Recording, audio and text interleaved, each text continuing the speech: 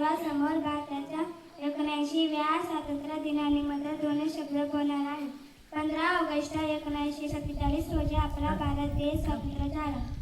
हे स्वातंत्र्य आपल्याला महात्मा गांधी, नेताजी सुभाषचंद्र बोस, भगतसिंग, लोकमान्य टिळक आणि अनेक स्वातंत्र्यदिना सैनिकांच्या त्यागामुळे मिळाला. आपण त्यांच्या बलिदानातील शहीद स्मरण ठेवले पाहिजे. भारत हा विविधतेतील एकता जपणारा महान देश आहे.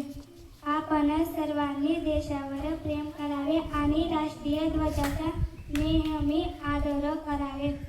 चांगले शिक्षण घेऊन देशाचे आदर्श नागरिक बनणे हेच आपले कर्तव्य आहे. स्वच्छता, शिस्त आणि प्रामाणिकपणा या गुरुदांचा आपल्या जीवनात स्वीकार करूया. चला आपण सर्व मिळून भारताला अधिक सुंदर, स्वच्छ आणि प्रगत